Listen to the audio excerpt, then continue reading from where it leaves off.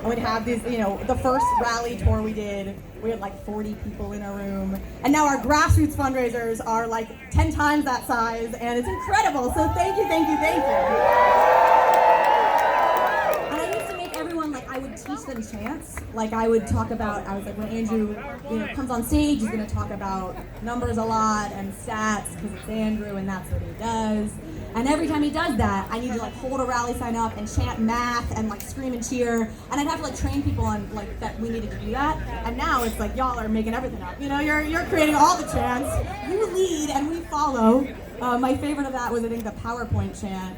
How many of y'all were at the Atlanta rally we had? Yeah? Awesome. So, oh my gosh, look at this. We got light up. Can everyone see the light up yang and the way forward?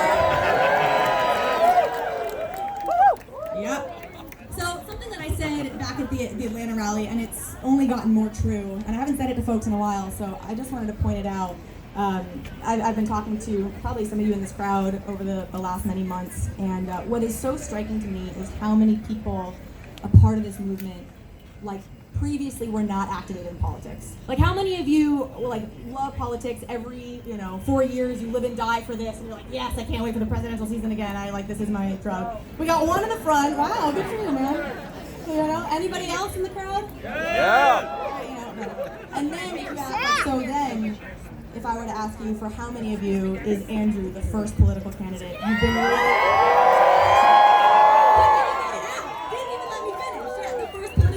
You've been really excited about ever. And that is what all successful insurgent political campaigns have in common. And no campaign has been as insurgent as this one. I mean, it's when you think about where we started and again, these 40 people rooms, and you've probably seen the tweets or heard about it. I mean, Andrew, we had no contact list.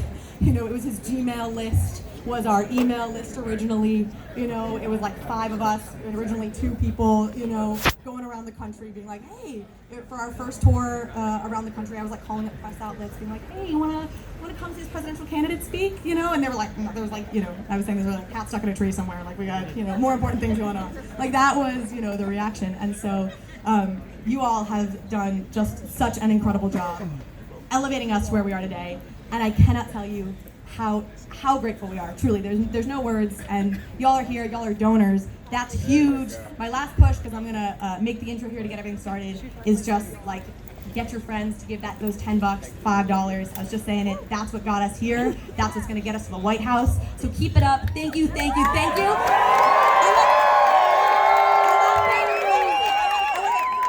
I can't see anything as a problem. Where are we at?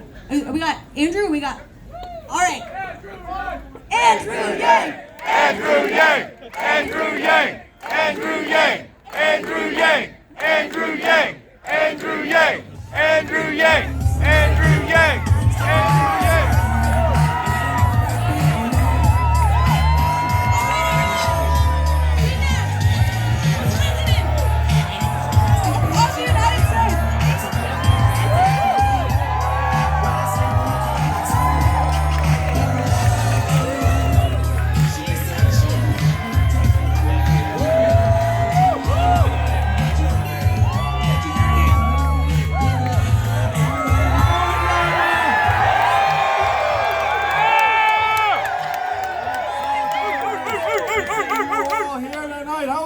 Last night. I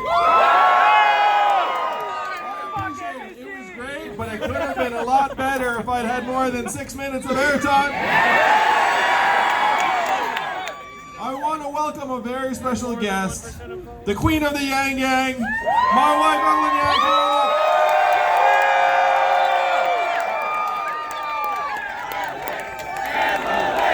Evelyn! Go ahead, Evelyn! Evelyn!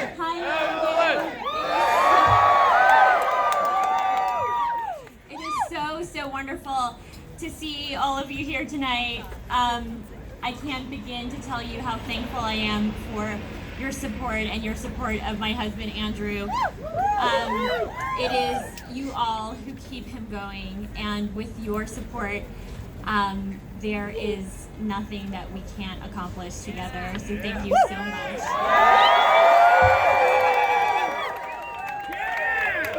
Thank you, Evelyn. Evelyn is now going to catch a flight back to see our kids, make sure they're still alive. She just FaceTimed them a minute ago. So we know they're alive, we know they're breathing as of 5 minutes ago. But let's give Evelyn a huge round of applause. Thank you, baby. Thank you for letting me run for president. Anytime someone thanks me, I say thank my wife. And now they can actually do it sort of in person, which makes me super happy. I know some of you were like, is Evelyn real? Does Andrew actually have a family? So profoundly grateful. I'm a very, very lucky man. And America would be very lucky to have my wife as the First Lady.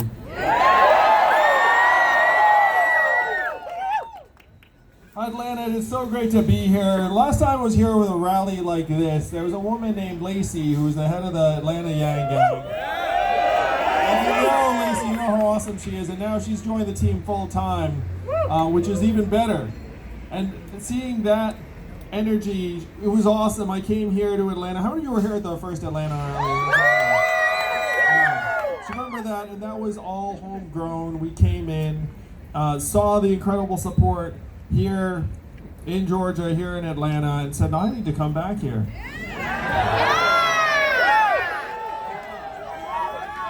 And so then when the debate was here, we were like, fantastic, let's go down there. Let's play basketball with my boy Dominique Wilkins, who can still dunk at the age of 59. And he's an even better human being than he is a basketball player, which is a very, very high bar. Dominique's a beautiful man. We bonded over the fact that we both have kids with special needs. And if you have special needs kids, I have to say it stretches you out as a person. I would never be running for president if not for my experience and Evelyn's experience as parents. We love you, Yang! So being back in Atlanta is a thrill.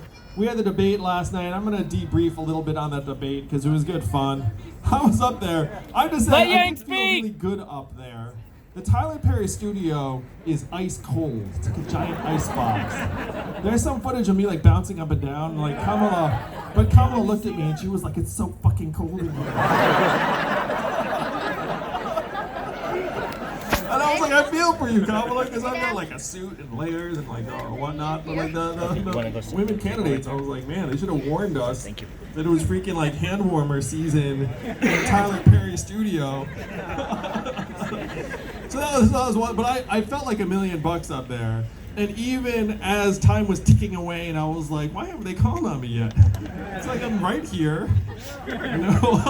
Like, oh, maybe I'll like there was one point I literally just had both hands up. People in the room saw it too. My wife was joking about it. She was like, eventually you went with a both hands up move. Yeah. So it's funny because I'm not one to complain about the refs. I think that, but eventually you have to be like, what the heck is going on here? Like, did I run over MSNBC's dog? Like, no, they didn't tell me. It's like, you killed Rover. That's why we're gonna omit you from graphics over and over again.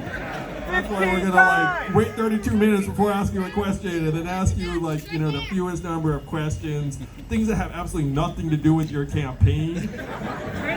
What are the comments from last month? Last month, what were the questions? CNN. Let Yang speak! Let Yang speak! Let Yang speak! Let Yang speak! Let Yang speak! It's really about letting the Yang Gang speak because the mainstream media to make our case the American people. We keep spreading and spreading and growing and growing. And it's all because of you all. This is a grassroots movement. We all know we raised $10 million in the last quarter in increments of only $30 each. And so I joke, my fans are almost as cheap as Bernie's. I gotta say, I was with Bernie. This is probably nothing new to you all, but like Bernie seems like a new man since the heart attack. Like he seems like much more energized. And so like I saw him last night at the debate, and the man put his arm around me for the first time. And I was like, oh, it was like touching. And I told him, Bernie, you're an inspiration. I would never be running if not for you running in 2016. Like you really are an awesome role model. And I told him also that I was really touched when he told an interviewer that he liked me. He was like, I like you. And so then he put his arm around me and he's like, of course I'd like you, Andrew. You had a lot of good ideas to the table. It's like, that's my Bernie impression.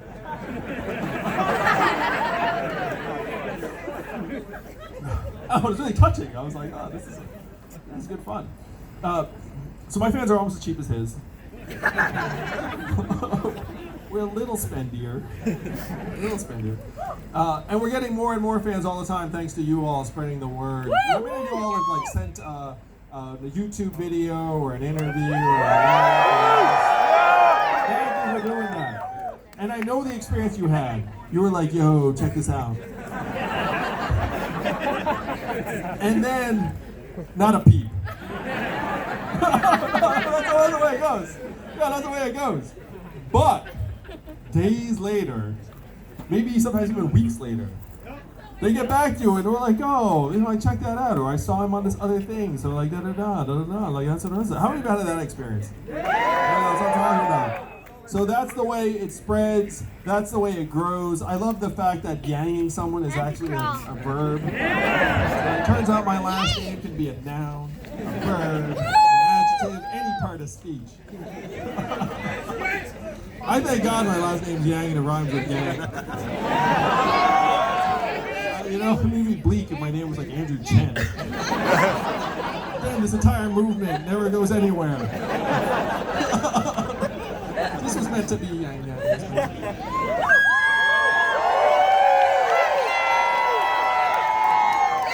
the message is we do not need the mainstream media to make our case. Look around you tonight. This is the case, Atlanta. This is the case. You don't look like the fucking internet to me.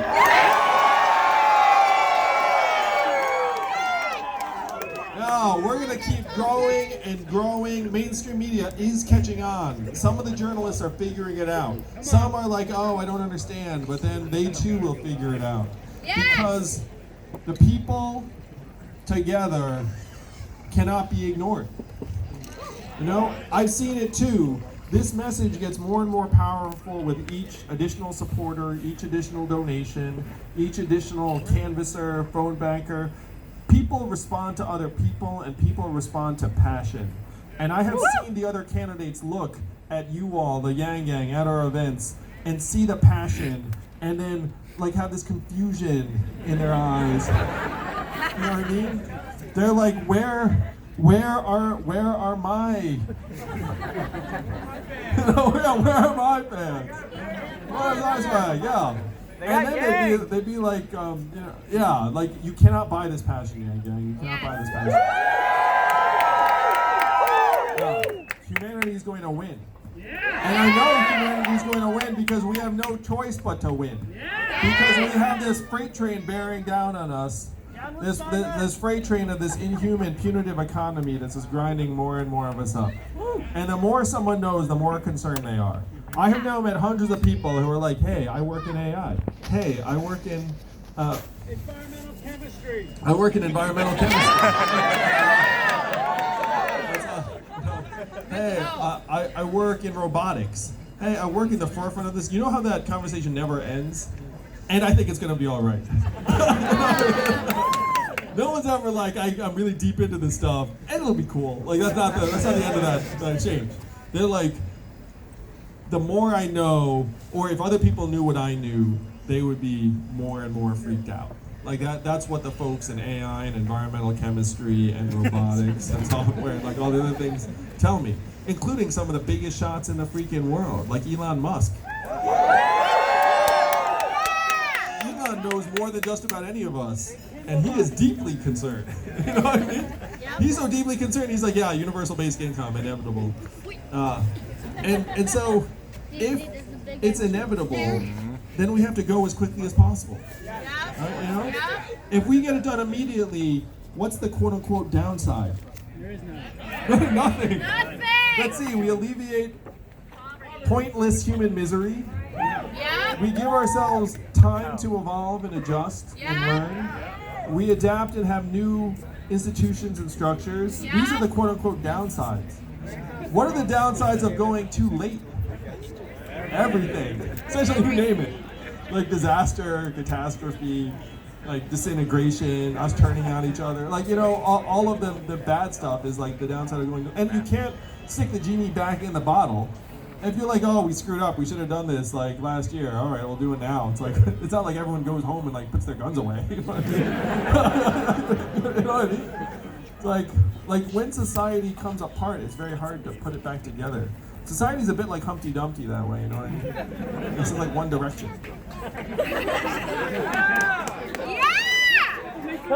Now people took that to be like a pop reference. I'm not that cool. I'm not that cool. So if Elon is right and other people that are deep into the space are right, and they are right, then we need to go as soon as possible. But our institutions are not responding to us anymore. The feedback mechanism is broken. That's what the media folks don't realize, is that the folks like us look up and say, okay, we get it. The institutions are not responding properly. Donald Trump in a major way is like a giant freaking cry for help. He was like, hey, like stuff's not working. We're actually willing to take a bet on the narcissist reality TV star. Right? Yes. That's tens of millions of Americans, including our friends, families, neighbors. I have family members who voted for Trump. Yep. We all do. Yep. Yep. And instead of demonizing literally our family members, Yep. we should figure out what is driving this polarization, these fissures in American life, the confusion, the demonization, the barriers, and then try and ease them. You know, that's and one of the things I was really glad in my brief time last night, where I got the question about white supremacy. And what made me happiest is that Christian Picciolini, the anti-hate activist, actually sent me a text message and thanked me for relating his experience to the country. Like, that made me so proud. He also commended me for pronouncing his name right. Because Picciolini, it's not easy.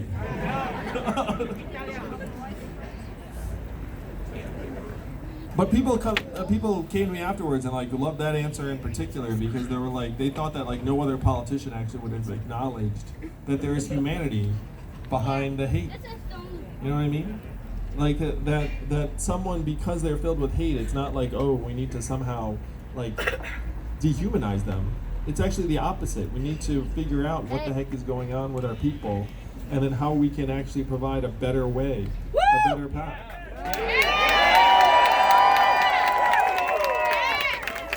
And this is something that Christian's been working on for years. He tells me about when he interfaces with folks who are trying to lead hate groups, where when he talks to them, and at first they're super resistant.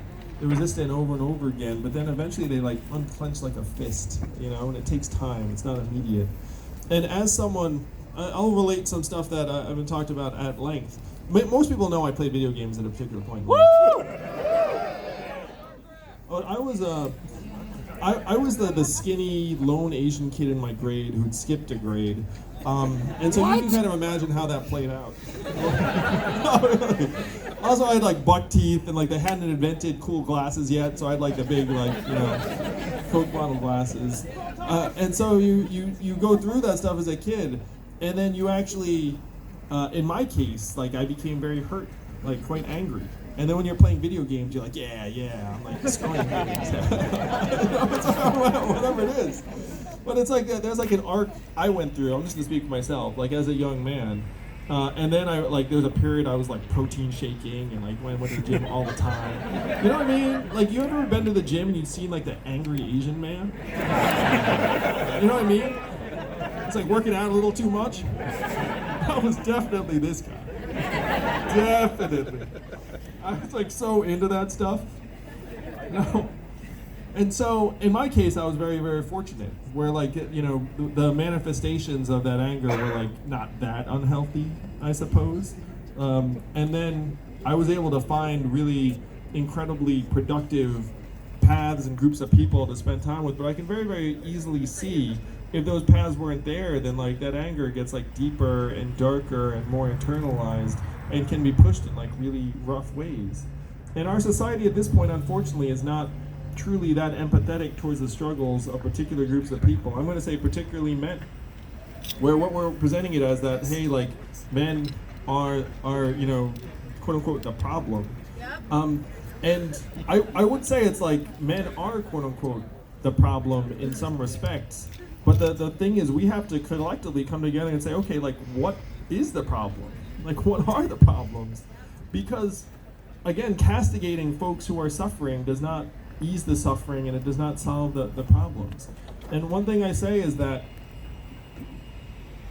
healthy, strong men treat women well.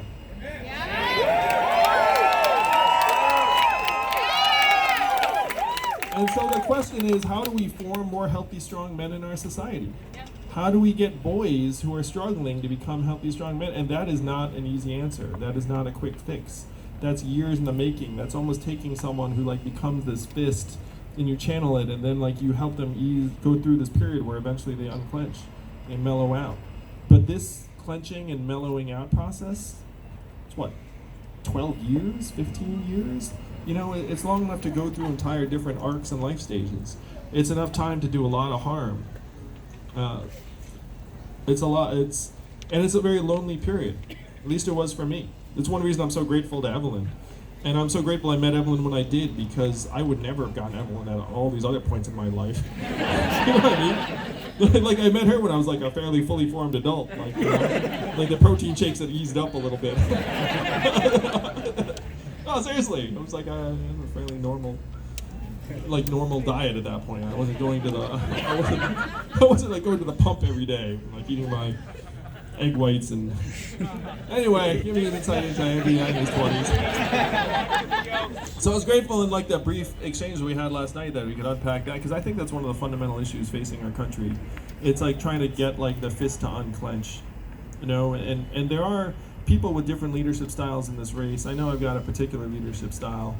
I hope people can sense how deeply we feel, you all feel, about our vision for the country. Because, you know, you can feel something very, very deeply and be willing to commit years of your life to make it happen without being the loudest, without being the biggest jerk, without being the person who's calculating what rehearsed attack line to use on him. You know what I mean? Like, this is a different approach to the campaign, but we're growing when other people are shrinking. We're hiring when other people are dropping out of the race.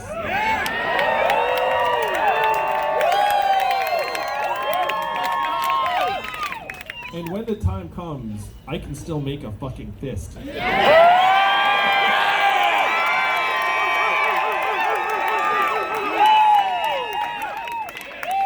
for keeping it classy. Andrew Yang! Andrew Yang! Andrew Yang! Andrew Yang! Andrew Yang!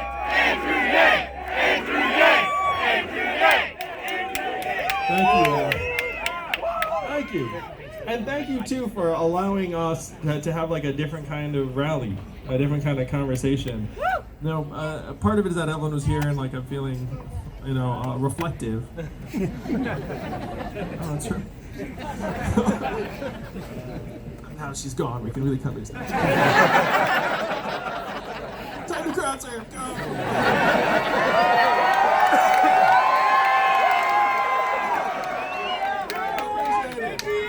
She actually really did not like us. That's funny.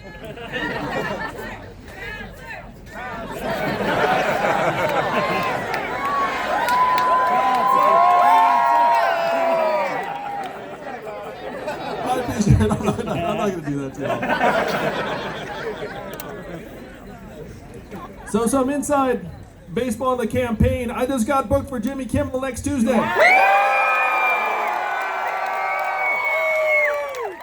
We just put up our highest poll number in Iowa just a few hours ago. Another poll just came out that had me in 5th place nationwide. And we all know that the top 4 frontrunners are very, very fluid. And one thing I said is that if you have 4 frontrunners, you have no frontrunners.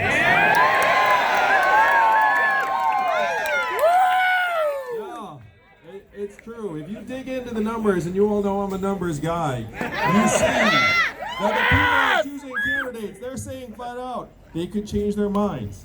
Majority of voters still saying, like, still figuring it out, still making up their minds. I have people who've looked at races for years and years, and they said this is the most fluid they have ever seen a field at this stage in generations.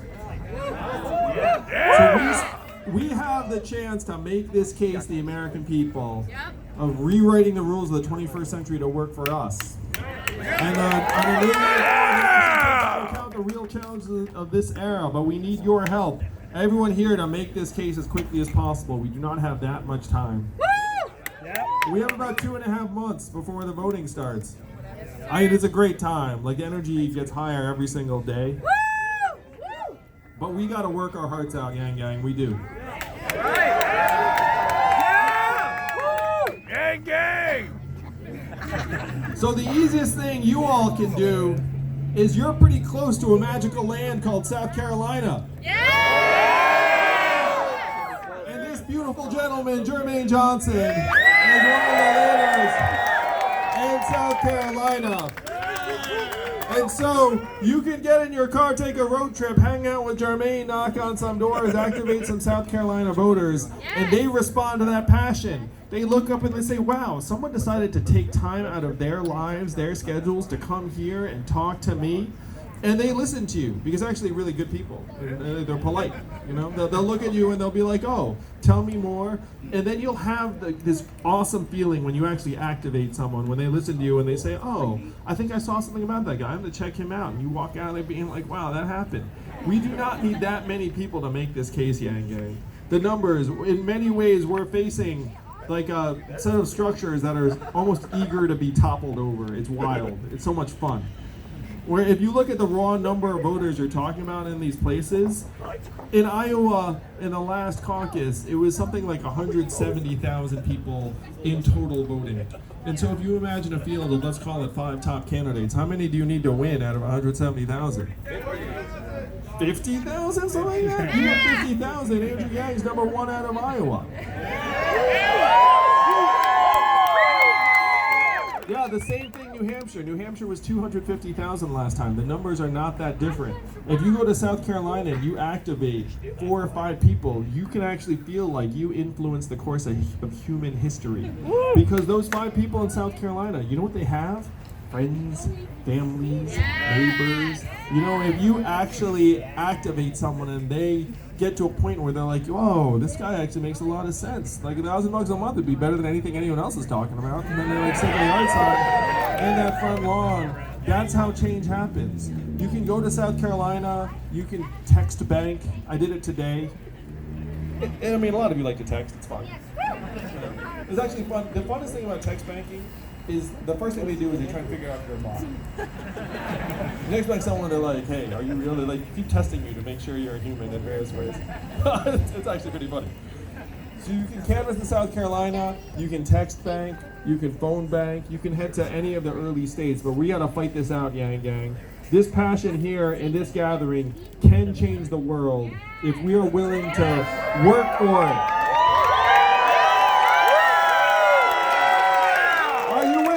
Gang. Let's show the rest of the country it's not left, it's not right, it's forward! We're going to take this country in 2020. Thank you, Atlanta.